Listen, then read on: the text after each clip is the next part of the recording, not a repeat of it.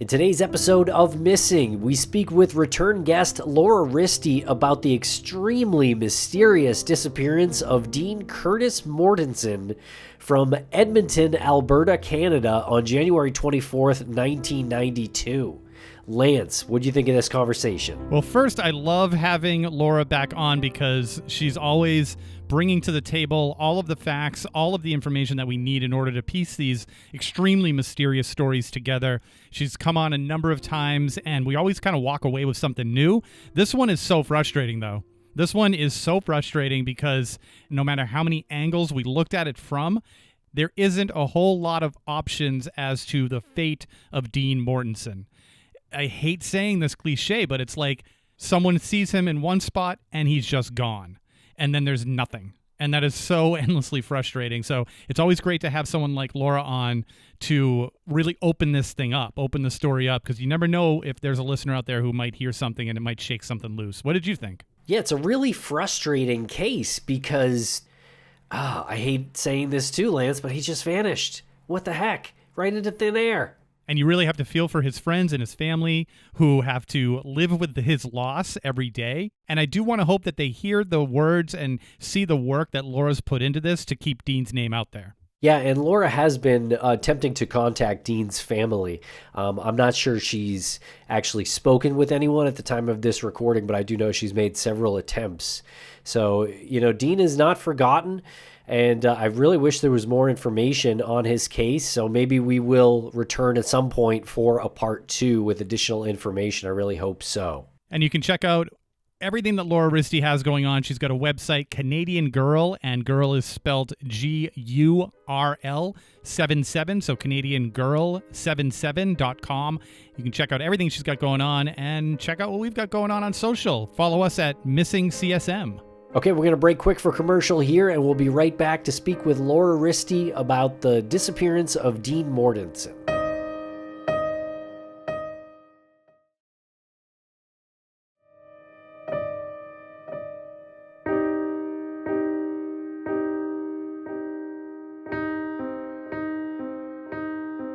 Welcome back to the podcast, Laura Riste. Laura, how are you today? Not too bad. How are you all out there? We're doing fantastic, and we just want to thank you for joining us. You're battling through a cold, so we appreciate you taking the time to join us and talk about this truly mysterious case, the story that you're bringing to us today. So, again, thank you for joining us and battling through your cold situation. I hope your health gets better soon. No problem. Thanks. I've been looking forward to it, so I just wanted to power through it. So, well, if anyone can power through it, it's you. Thank you.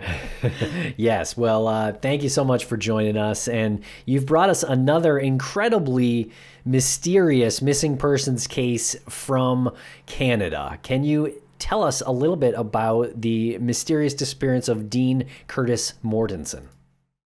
Well, this happened when I was in junior high. I believe I was in grade 9 at the time, and it was covered on the local news that there was a student missing from the University of Alberta in Edmonton. Edmonton, for those folks who don't know, is the capital city of Alberta. That's where our legislative buildings are. And there's the prestigious University of Alberta. And that's where Dean Curtis Mortensen was studying for a science degree when he disappeared on January 24th, 1992. Okay. So for folks who aren't totally familiar with that area, can you just give us a little bit of a breakdown of like the population, what type of community that is? Well, Edmonton is, it's not the largest city in Alberta. Calgary's actually got it beat. Edmonton is like kind of the gateway to the north in Alberta.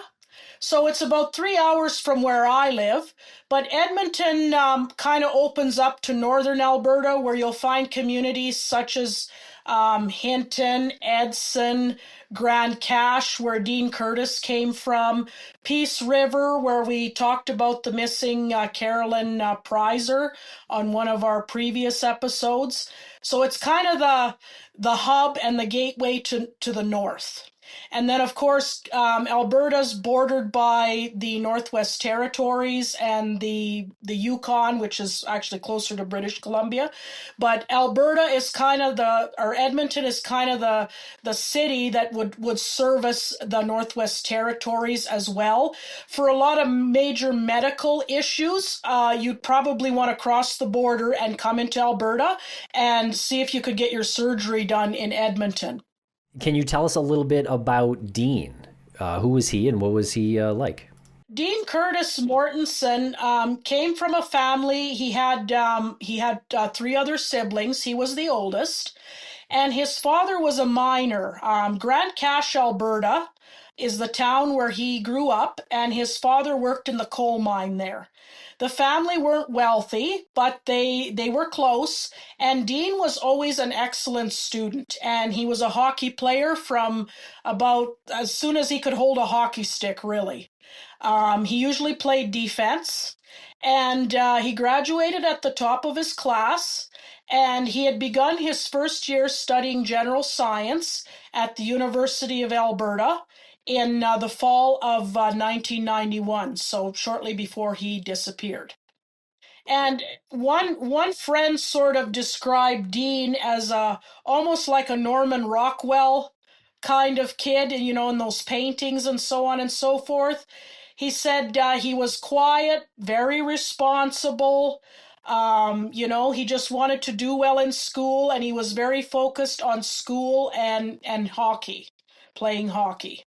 He was very centered around doing well in school. He knew that it was a sacrifice for his family to be able to send him to university to get a degree.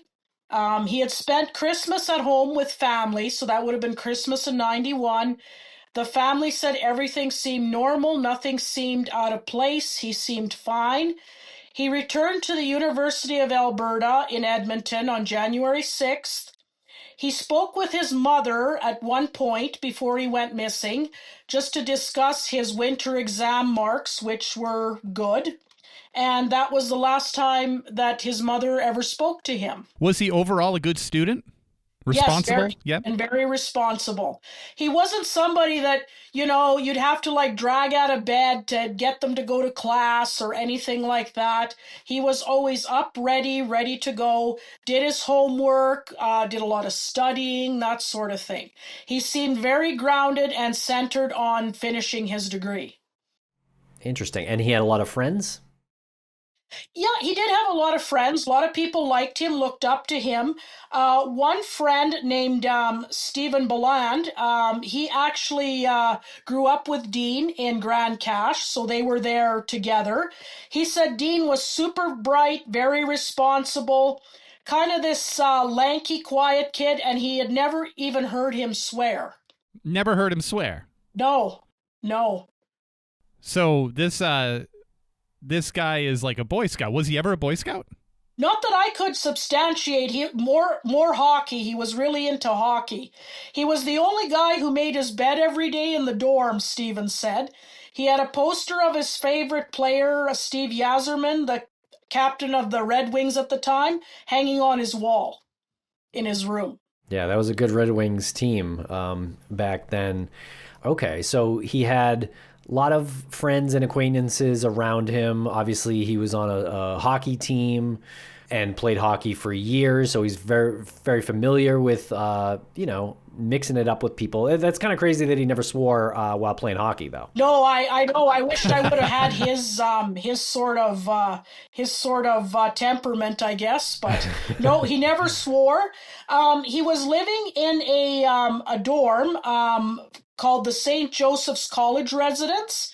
And there was about 63 young men that all lived in this dorm. And they had an intramural hockey team called the St. Joe's Rangers. And Dean was a defensive player for them. Okay. And can you take us to the day that this went down, the day that he disappeared? Well, it actually happened at night. So it started on Thursday, January 23rd, 1992. And the weather was about minus 10 degrees Celsius. For up in Canada, that's really nothing in January. It's pretty much like a medium jacket kind of weather to us. So it wasn't ridiculously cold or anything like that. Dean and a few friends went to a place called The Ship. It was a student pub at Lister Hall residence near the Jubilee Auditorium in Edmonton. So Dean's friend Stephen was with him that night. He said that Dean seemed normal.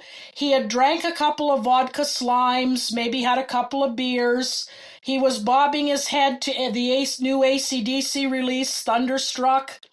Nothing seemed amiss. Dean left the ship at around 12:30 a.m., so this would be January 24th, to walk back to the residence, which was just a short distance.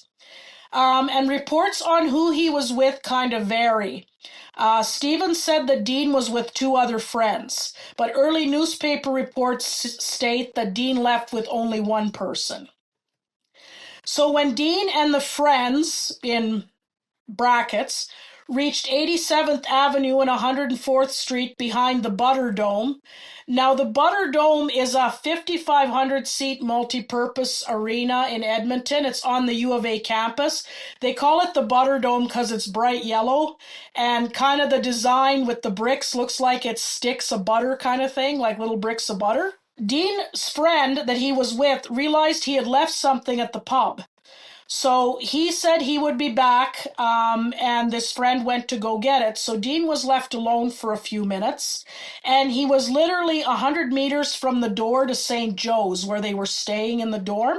So that's about a little over 300 feet from the door. I want to interject really quickly because I need to just frame, reference frame the temperature there. You said that negative 10 Celsius is sort of light jacket weather out there. Medium jacket weather. When Dean was missing, I'll get to that, what he was last seen wearing, but he was wearing his jacket that he got when he was playing hockey for the Grand Cache team.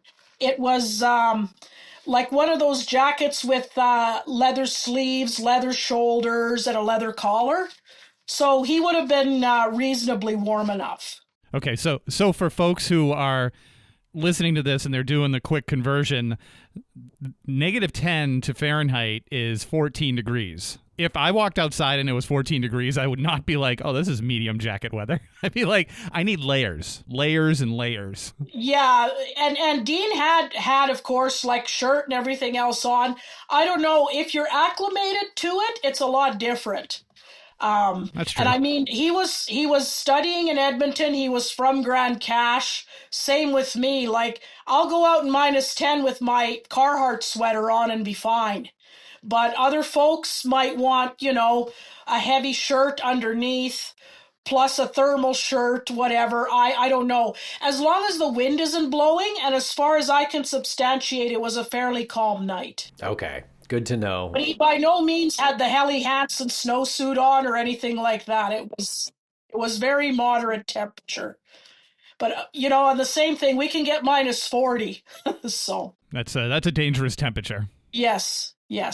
Okay, so what else happened? When the friend returned from his jaunt back to the pub to grab whatever it was he forgot, Dean was gone. I don't find that too odd because I wouldn't have actually stood outside of the residence and waited for this person to come back when I was only 100 meters from the door. I just would have said, hey, I'm just going to go in or whatever, and I'll maybe see him later. But anyway, when the friend returned, Dean was gone, but nobody raised any alarm bells or anything. The friend just kind of thought he went inside, Dean did, and probably went to bed. The next morning, Friday morning, Dean missed his morning class, so that was very out of character for him. And Stephen said that he had knocked on the door early in the morning on his way to class. There wasn't any response, but Stephen assumed that either, he was getting ready or maybe slept in. He wasn't too concerned because it was 12:30 in the morning thereabouts when they came back.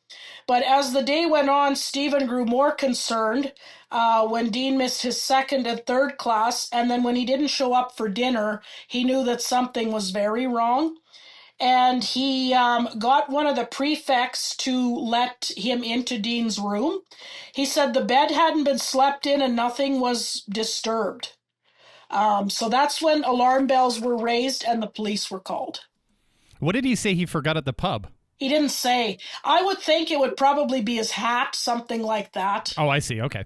Yeah, yeah. Ball caps were very popular. He probably just took it off, left it somewhere, something like that. In those days, you weren't tied to a cell phone, so he he didn't have to go back and get that. So Dean was very close to his dorm and the pub, and Yes. it wasn't terribly cold, and No. he wasn't, he wasn't hammered. Is that safe to say? Well, Dean was 6'1", so a couple of beers and a couple of vodka slimes, I don't think would have impaired him that much. He wasn't driving; he was just on foot. Okay. And we're sure that's all that he had to drink that night? As far as I can substantiate, yes. Stephen said that he wasn't a big drinker. Like it would be out of character for him to drink a lot or to drink more than that. And also, it depends exactly when they arrived at the pub versus when they left the pub. It also depends on what Dean had eaten. There's all kinds of factors to take into account. What you've eaten, the time, 4 drinks, if you've drank some water in between. Yep. All fair. All factors in how intoxicated one may be. Right. Okay, so no alarm bells initially when he wasn't there when his friend came back, but the next morning people started to get nervous because he wasn't in his dorm. Right, and he never missed class. Like, and if they were thinking, maybe he was sick or something like that, so that's why they went to go check on him, but no, couldn't find him. So it was just really, really out of character for him. So the police were called, and they immediately started canvassing the area for any search of Dean. The students at the residence hung their jerseys from their window as a sign of respect for the intramural hockey team. The family hadn't heard from Dean since he called to discuss his winter exam marks. He had only taken about $20 from his bank account the night he went missing. He left $3,000 in 2 bank accounts untouched. And, if you want to adjust that for inflation, that's about $5,800 in 2025 money. Dean and only the clothes he were wearing were missing, so he had Nike running shoes on, jeans, his St. Joe's Rangers hockey jersey, and a Grand Cache Bantam hockey crested jacket that had white leather sleeves, gold leather shoulders, and a white leather collar. And one sleeve said Dean and one said Defense, and he had a dark blue St. Rangers ball cap on. So he did have a long sleeve shirt on underneath the jacket, and those are fairly heavy leather jackets, so he would have been warm enough for a jaunt to the pub. How far was that walk to the pub from the St. Joseph's College? The Ship, so it was at Lister Hall residence near the Jubilee Auditorium. I'll have to find that out. And see, that is a large campus. That is a large stretched out campus. So I will have to look into that and find out how long of a walk that was. Police thought his disappearance was unusual, but not necessarily suspicious. His mother said that she didn't think that Dean would have run away. That was extremely out of character for him. So he was 6'1", like I had mentioned earlier, and he had drank 2 or 3 beers and had a couple of vodka slimes. His friends didn't notice anything unusual about him that night. He didn't seem intoxicated, nothing like that. On January 30th, so about 6 days after he disappeared, investigators announced that they were canvassing cab drivers in the city who may have been on the university campus the night that Dean disappeared. And then on February 7th, police called off the search for Dean, having found nothing. And we'll be right back after a quick word from our sponsors. Thanks to our sponsors, and now we're back to the program. I think this is suspicious. Like, what does it take to get a suspicious disappearance? I think part of it is he was a university kid, and he'd been out. He'd been out, and he had a few drinks, and he was away from home, on his own. Police probably thought, maybe he ended up at a house party or something like that, and maybe he would turn up when he sobered up or smartened up or something like that. Right. In the 90s, the focus was definitely coming around with missing children and teens, but we're not where we are now. But it was definitely evolving from what it was versus the 1970s, say, when Trenny disappeared. So 1 week after Dean disappeared, a librarian found his blue St. Joe's Rangers hat in the backyard of a residence at 108th Street and Saskatchewan Drive. So not far from the high-level bridge, which spans the North Saskatchewan River. And the St. Joe's Rangers logo was kind of like the Winnipeg Jets logo. And this hat was the only article of Dean's that was ever found. So police then took that information and stated that they thought that Dean took his own life and he jumped into the river. But I want to point out here that most rivers in Alberta in January are frozen solid. So I don't understand where they would get that idea from. Yes, his hat was there, but the fact that he would have jumped into the river and committed suicide in January with a frozen river is a little preposterous to me. How did they determine that this was his hat? Well, it was the same hat that he was wearing, and it was there, so they just figured it was his. But really, there's been nothing that said that, hey, his name was in the label or anything like that. It was just he was wearing one when he disappeared, so they figured it was his. Gotcha. And how close was that to the spot that he was last seen in? It was about a 20-minute walk. Okay. So That's Dean would have had to walk to this place. And then if that was where he decided to take his own life, jump in the river there, throw his hat off, and jump into the river. Well, he had never exhibited any signs of depression or told people that he wanted to harm himself, though, right? Absolutely not, no. Yeah, he sounds like the exact opposite of that. Yes. I think he was very grounded. I think if he was having struggles, somebody would have noticed. He might have told his friend, reached out to his parents, told somebody, like at the dorm or the residence, there's residence advisors, that you can talk to. But no, he didn't tell anybody, and he wasn't acting oddly or out of character. There was no note left, that said that, I'm thinking of ending my life. No, nothing to that effect. It does seem like he could have been under a bit of pressure with the grades and sports and probably living up to, his own expectations or his family's expectations of him. So there could be some stress there that doesn't exactly show on the surface. But I would say if there wasn't broken ice below the bridge, then, he probably didn't jump off the bridge, right? Well, that's if he could even break the ice, what a lousy way to end your life, jump off a bridge to go in the water and hit the ice instead. But hey, but that's what the police have said. But if that had happened, they would have found his body. They would have found his remains. There was nothing ever found except this hat that they figured was his. And the water in that area, in those waterways was probably too deep or the ice was too thick to have been broken, you think? It was pretty preposterous that that's where he ended up. I don't believe that theory. I think he met with foul play of some kind. He was kind of a studious, gentle person. I don't know if he was naive. Nobody's described him as being that. I don't know if somebody came upon him when he was outside the residence waiting for his buddy to get back from the pub to retrieve whatever it was he lost.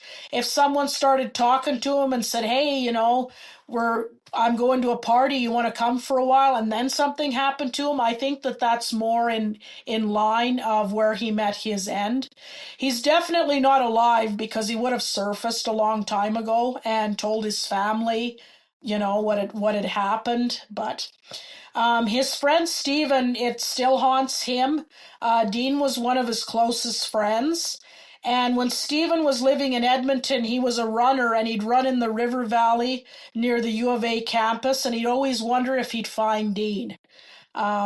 He said there's no closure and it's been overwhelming.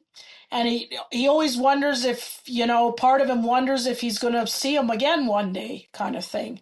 So, and then every January 24th, the anniversary of Dean's disappearance, residents still hang hockey jerseys out their window at the dorm to remember Dean, and a photo of him hangs in the study hall. But he's never, ever been found. Wow. Well, that's a really cool way to remember him. I will say that. Really nice. But I feel like more than perplexed about his disappearance, because this wasn't like a rural area. This was very much a kind of an urban area with buildings and streets and bridges and things like that. So it's almost difficult. I feel like more difficult to disappear. It's not like he could just be laying somewhere, right? No, and I mean, if he got hit by a car or something like that, there's still a body. The idea that he jumped into the river as a way to commit suicide, to me, is pretty ridiculous. And I mean, Dean had grown up in Grand Cache, so he knows what winter and ice and, what a river does in the winter time and whatever. This wasn't somebody that was new to the area or didn't know or new to the climate. It wasn't anything like that. He just went to university to better himself, and he just vanished. Was there any bad weather between the time that he disappeared and when the hat was found? Were there any snowstorms or blizzards or anything? No, not major ones, no. So, it'd be odd if the hat blew from somewhere else or whatever. Right. It was just nicely sitting in this person's yard. It was a librarian that found it. Was there anything over in that direction that he would have been walking towards? Not that it was about a 20-minute walk from where he was the point last seen. So, I mean, there isn't anything wrong with going for a walk. I mean, he had a fairly heavy jacket on. He didn't say anything to anybody else about going, but maybe he just felt like going for a stroll. Why exactly he'd go that way, I don't know if there was some reason, but that's where this hat ended up. Did he have any known enemies or people that didn't like him? Nothing like that. I mean, the guy didn't even swear. Right. And we know he wasn't robbed. Well, not that we could tell, but he didn't have much on him because he'd only withdrawn $20 that night. I mean, back in the early 90s, that was enough for, a few drinks at the bar. But that was all he had on him as far as we could tell. The rest was just left in his bank account. And was the hat found in a backyard or the front yard? I believe it was in the backyard. Okay. And what happened to the bank account in the meantime, like over the course of the next few months or years? It was never touched. Never touched? No, it wasn't touched. Wow. Yeah. Did he have an ATM card? Yes, because he had taken $20 out. Oh, right. He took $20 out with the ATM. Yeah. Okay, wow. Yeah, he had an ATM card. But yeah, that vanished with Dean. There were no withdrawals on his account. Nobody tried to get in there and take any money. It was literally, he left the pub after a few drinks, got as far as the, within, reasonable sight of the door of the dorm, and just vanished. And do they conduct searches around where the hat was found? Because it does seem like there's some more They did, and woods. I have photos of that, and I can send them to you as well. Yeah, it does seem like there's some more woods or woodsy areas where the hat was found, as opposed to where he was last seen. But it doesn't look like it's like vast wilderness or anything close to that. But definitely some trees and such. Yeah, there's definitely trees, that sort of thing for sure. Yeah, it was just sitting in the backyard. I don't know if somebody, just threw it there or if it was thrown from a vehicle or what, but that's where it was sitting. The jacket, none of that was ever found. Dean was 6'1", so he was fairly tall. So, if somebody had a body to get rid of, they would have had to deal with that. So. And we'll be right back after a quick word from our sponsors. Thanks to our sponsors, and now we're back to the program.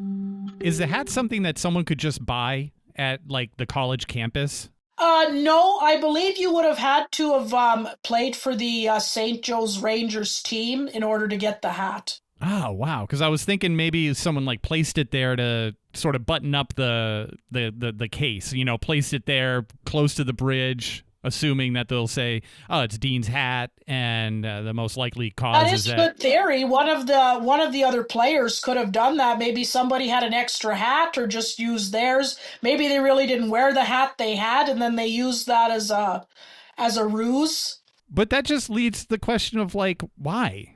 That means that Dean, overdosed or something, and then, it's that story again where we have to say like, well, the people panicked, and then somehow they managed to completely erase a 6'1" young man. That is a possibility. He was given something. Dean, to my knowledge, never dabbled in drugs, but he could have accepted a drink from somebody that was drugged. Maybe, it triggered something. Maybe he had an undiagnosed medical condition. It triggered something and he died. And then it's like, oh shit, we got a 6'1" 180-pound body here. What are we going to do, guys? That is a possibility. Call the cops? Call an ambulance? Like, that's nuts. And everybody keeps the secret. Right. But I mean, if you've got nothing to hide and somebody dies, well, of course of course you're going to call the ambulance. It's the people that have something to hide that think otherwise. Right. Which seems like, that isn't the case in this story. No, no, No. no. But there isn't any satisfying theory or angle that I can think of here. Nothing. He's just somebody that literally vanished into thin air and the hat turned up. That was the only thing that showed up. If that is even his hat, if it even is Dean's hat, if it isn't an extra hat or a hat that just, somebody threw out or something or whatever, or if it's something that was planted there, somebody else had a hat and planted it. And there have been no sightings of him whatsoever? None. Not even like, oh, I think that this might have been him? No. Crazy. No. That's crazy. Wow. Yeah, it's very peculiar. My friend Robin Warder that has The Trail Went Cold, he also covered this story. And yeah, Yeah, we know Robin. he just literally evaporated. Yeah. Yeah, this is one of those cases that really feels like he vanished into thin air. Yeah. I'm very perplexed because abduction seems, I mean, I think it's pretty rare in general, but especially a kid who's 19 and 6'1", like, doesn't seem like the candidate And to he's be abducted. a very grounded person. He's an excellent student. He knows that his family is counting on him. They sacrificed to send him to the University of Alberta. I mean, like any university, it wasn't cheap even in those days. There was tuition. He was living in the dorm, everything. He was a hockey player from the get-go. He was playing hockey for the St. Joe Rangers.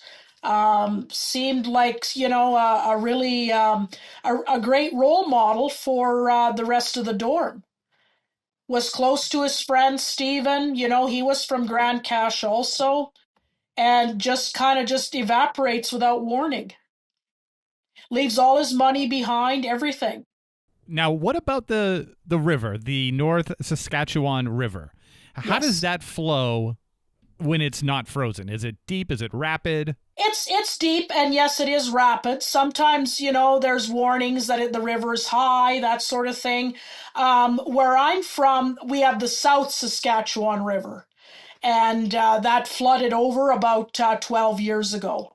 But in January, it would have been frozen. If not completely frozen, there would have been great big ice chunks in it. It wouldn't have been a great place to jump and end your life. Let's put it that way. Right. And were his teammates all questioned? And it seems like there weren't a lot of people in that No, dorm, too, because the, huh? the police thought it was unusual, but it didn't really ring alarm bells. They weren't really super suspicious of what happened.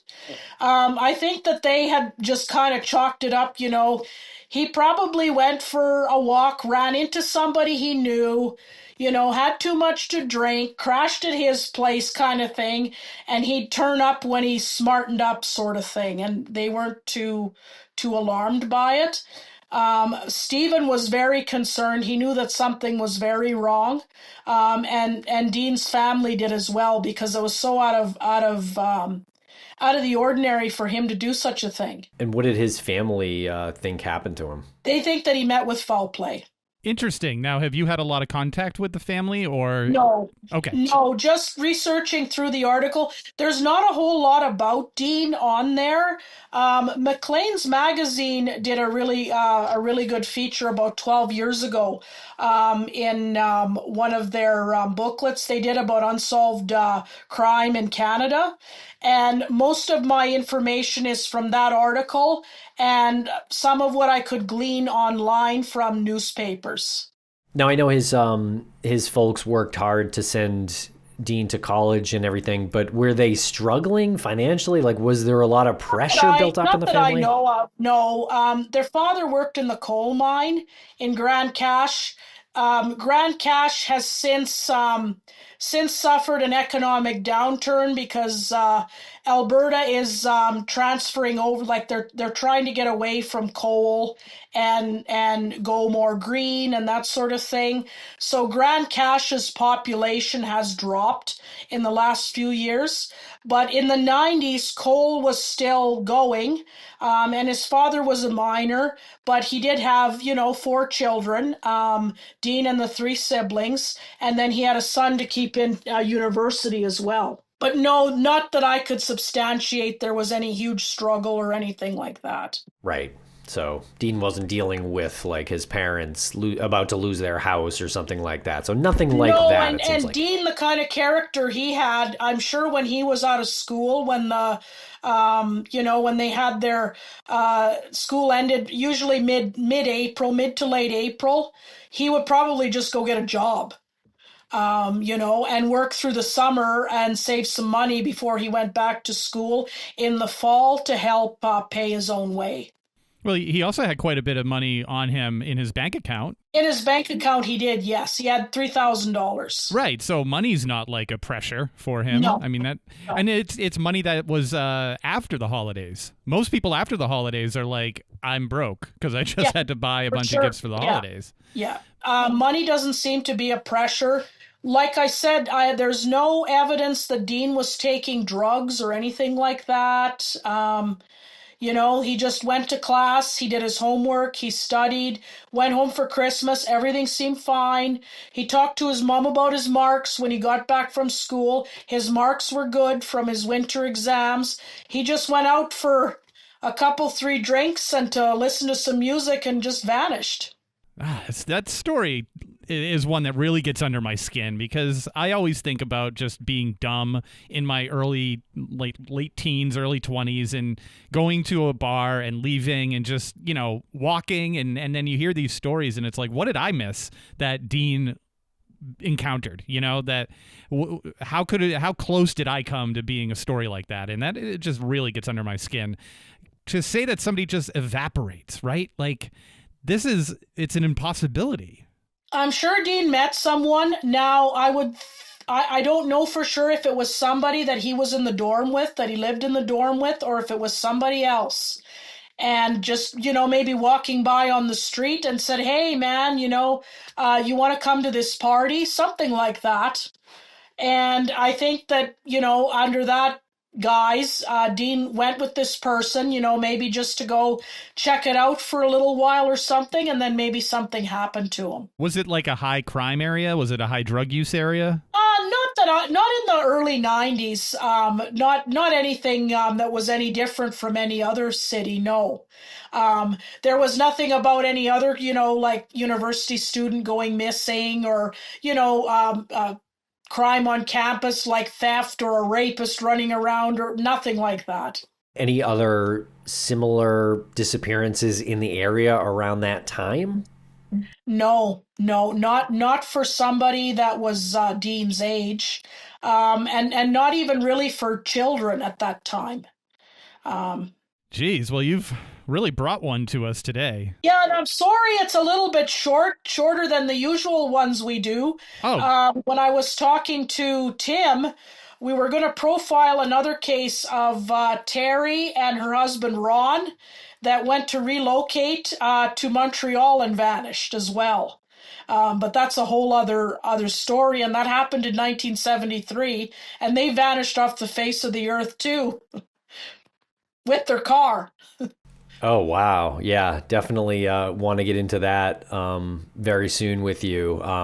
Yeah, you are seemingly an endless well of these mysterious cases that you know so well. Well, like I said, Dean stuck with me all these years. Like, I was in junior high when this happened.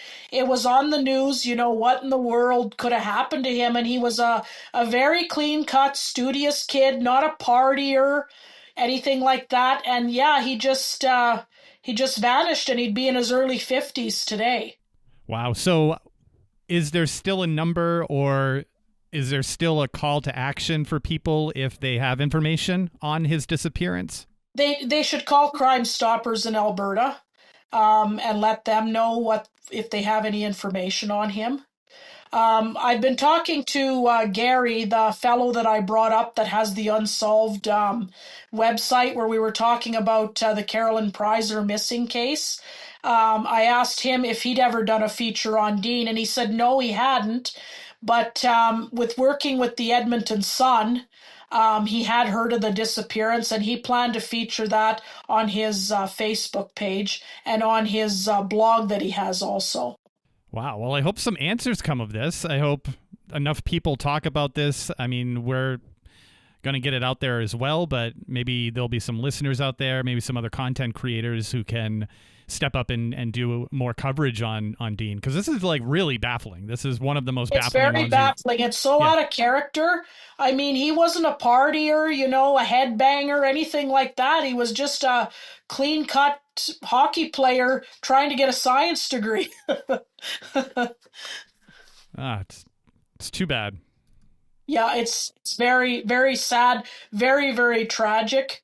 That hat really creeps me out. I don't know if that is one of his fellow St. Joe's Rangers teammates trying to say something, or if it's a red herring and the perpetrator threw the hat there. I don't know. Potentially to make it look like Dean jumped off the bridge and into the North Saskatchewan River. It's just creepy that's the only thing that's ever turned up. Yeah, definitely. Yeah, it's unnerving. Well, Laura, is there anything else you'd like to say about Dean's disappearance here today? No, I just, hope it could be resolved. Like I said, I don't believe Dean's still alive. He would have absolutely surfaced a long time ago and gotten in touch with his family, his friend Stephen, and let him know that he was okay. It's just very tragic. What a loss and what a waste. For lack of a better way to say it. Dean was a fine student. He probably would have had his science degree, and who knows what he would have gone on to accomplish. So it's very sad, and we don't know what he could have been. Big thanks to Laura for joining us here today on Missing. Dean's case is going to stick with me for a long time. Check out the sources in the show notes for some more details on his case. Please don't forget to like and subscribe, and we will be back next week with another new episode. Thanks for listening.